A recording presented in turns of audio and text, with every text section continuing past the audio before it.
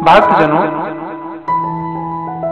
जैसा कि आप सभी लोग जानते हैं कि महाकवि तुलसीदास जी ने रामचरितमानस की रचना की और इस रचना में सबसे पहले का जो कांड लिखा है वो बालकांड लिखा है और उसी बालकांड में उन्होंने ब्राह्मण और संत वंदना भी लिखा है, जिसके अंतर्गत उन्होंने कहा है, जथा सुअंजन यंज दृग साधक सिद्ध सुजान, कौतुक देखत सयल बन भूतल भूरि निधान। जैसे सिद्ध जन को नेत्रों में लगाकर साधक सिद्ध और सुजान पर्वतों, वनों और पृथ्वी के अंतर कौतुक से ही बहुत सी खाने देखते हैं। इस पर उन्होंने कहा है, गुरुपद रज मृदु मंजुल यंजन, नयन यमी दृग दोष विभंजन, त्यहि करि विमल विवेक विलोचन, बरनवहु राम चरित भव मोचन। श्री गुरु महाराज के चरणों की रज कोमल और सुंदर नयनामृत अंजन है, जो नेत्रों के दोषों का नाश करने वाला है। उस अंजन से विवेक रूपी नेत्रों को निर्मल करके मैं संसार रूपी बंधन से छुड़ाने वाले श्री रामचरितमानस का वर्णन करता हूँ। श्री रामचरितमानस का वर्णन करते हुए गोस्वामी तुलसीदास जी ने फिर आगे कहा है, बंदौ प्रथम महीसुर चरना, मोह जनित संशय सब हरना, सुजन समाज सकल गुण खानी, करऊं प्रणाम सप्रेम सुबानी। पहले पृथ्वी के देवता ब्राह्मणों के चरणों की वंदना करता हूँ, जो अज्ञान से उत्पन्न सब संदेहों को हरने वाले हैं। फिर सब गुणों की खान संत समाज को प्रेम सहित सुंदर वाणी से प्रणाम करता है। साधु चरित शुभ चरित कपासु, निरस विशद गुणमय फल जासु, जो सही दुख पर छिद्र दुरावा, वंदनीय जहि जग जस पावा। संतों का चरित्र कपास के चरित्र जीवन के समान शुभ है, जिसका फल नीरस विशद और गुणमय होता है। कपास की डोडी नीरस होती है, संत चरित्र में भी विषयासक्त नहीं है, इससे वह भी नीरस है। कपास उज्ज्वल होता है, संत का हृदय भी अज्ञान और पाप रूपी अंधकार से रहित होता है, इसलिए वह विशद है। और कपास में गुण तंत होते हैं। इसी प्रकार संत का चरित्र भी सद्गुणों का भंडार होता है, इसलिए वह गुणमय है। जैसे कपास का धागा सुई के किए हुए छेद को अपना तन देकर ढक देता है, अथवा कपास जैसे लोढ़े जाने, काटे जाने और बुने जाने का कष्ट सहकर भी वस्त्र के रूप में परिणित होकर दूसरों के गोपनीय स्थानों को ढकता है। इसी प्रकार संत स्वयं दुख सहकर दूसरों के छिद्रों दोषों को ढकता है, जिसके कारण उसने जगत में वंदनीय यश प्राप्त किया है। फिर आगे लिखते हैं, मुद मंगलमय संत समाजू, जो जग जंगम तीरथ राजू, राम भक्ति जहाँ सुर सरिधारा, सरसय ब्रह्म विचार प्रचारा। संतों का समाज आनंद और कल्याणमय है, जो जगत में चलता फिरता तीर्थराज प्रयाग है। जहाँ उस संत समाज रूपी प्रयागराज में राम भक्ति रूपी गंगा जी की धारा और ब्रह्म विचार का प्रचार सरस्वती जी है। विध निषेधमय कलिमल हरणी करम कथा रविनंदनि वरणी हरिहर कथा विराजति बेनी सुनत सकल मुद मंगल देनी। विधि और निषेध, या करो और या न करो रूपी कर्मों की कथा कलयुग के पापों को हरने वाली सूर्य तनया यमुना जी है और भगवान विष्णु और शंकर जी की कथाएं त्रिवेणी रूप से सुशोभित है, जो सुनते ही सब आनंद और कल्याण की देने वाली है। फिर आगे लिखते हैं, बटो विश्वास अचल निज धर्मा तीरथ राज समाज सुकर्मा सबहि सुलभ सब दिन सब देशा सियवत सादर समन कलेसा। उस संत समाज रूपी प्रयाग में अपने धर्म में जो अटल विश्वास है वह अक्षय वट और शुभ कर्म ही उस तीर्थराज का समाज परिकर है।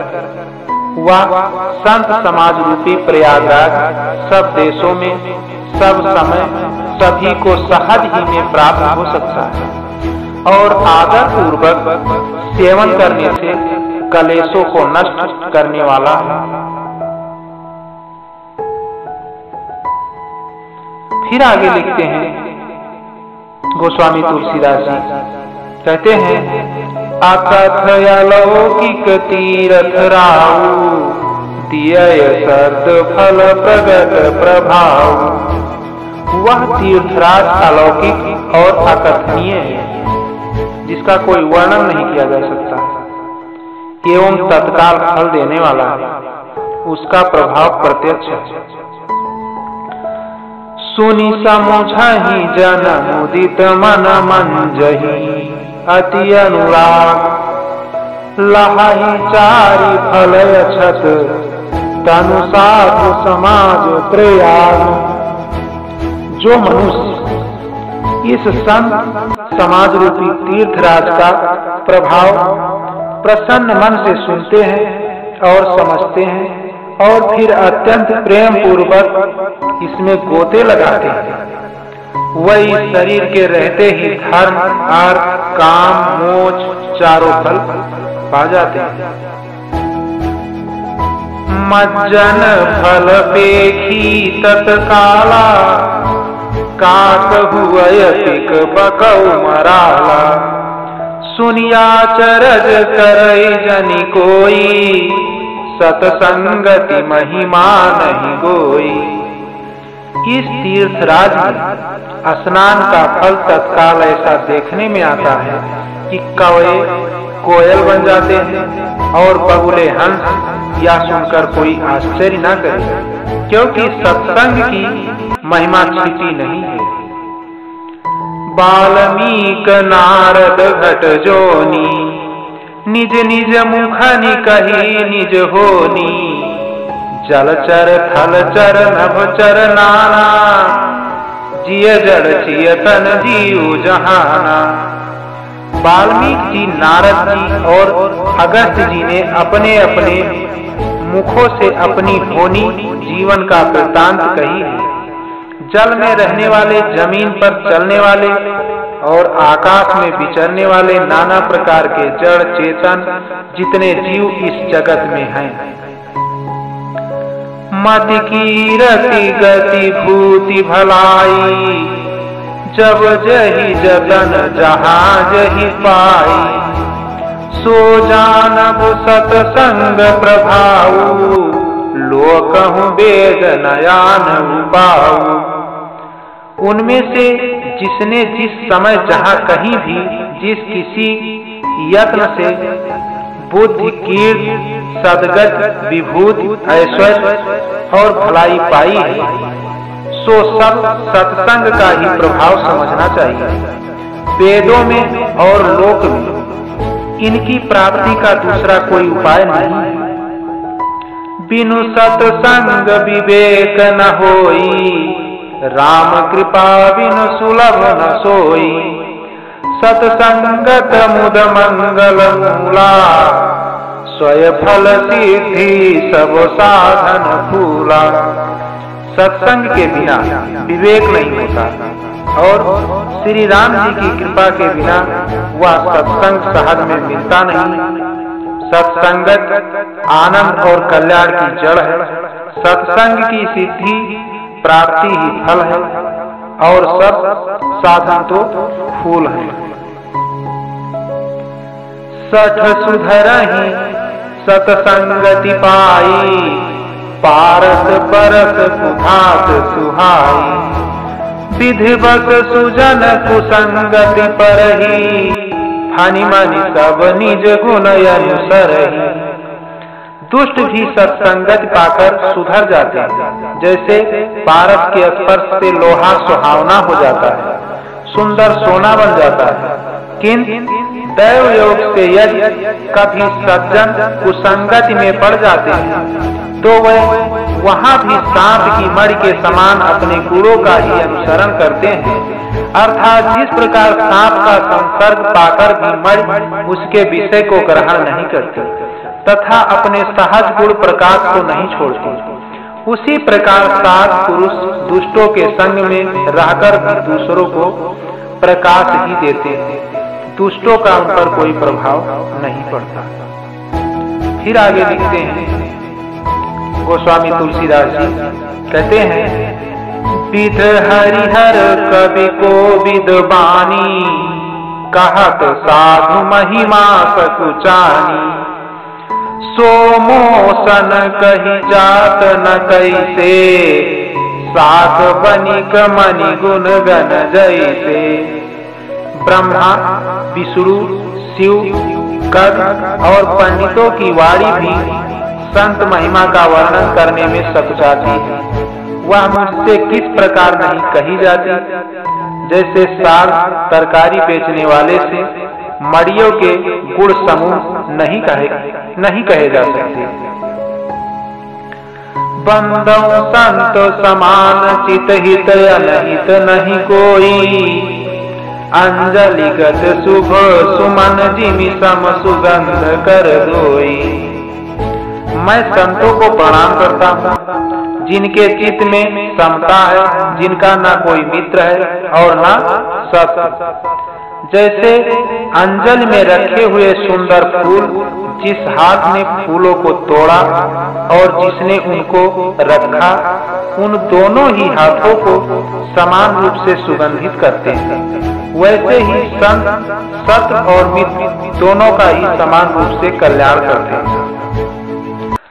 संत सरल चित जगत हित जानि, सुभाव स्नेहु बाल विनय सुनि करी कृपा, राम चरण रति देहु। संत सरल हृदय और जगत के हितकारी होते हैं। उनके ऐसे स्वभाव और स्नेह को जानकर मैं विनय करता हूँ। मेरी इस बाल विनय को सुनकर कृपा करके श्री राम जी के चरणों में मुझे प्रीत मिले। बहुरी बांधी खलगन सती भाए, जिय बिनु काज दाहिन्यो बाए। परहित हानि लाभ जिनके रे, उजरे हरस विषाद बसेरे।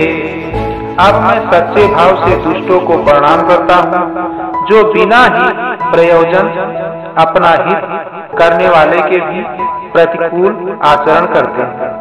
दूसरों के हित की हानि ही जिनकी दृष्टि में लाभ, जिनको दूसरों के उजड़ने में हर्ष और बसने में विषाद होता है।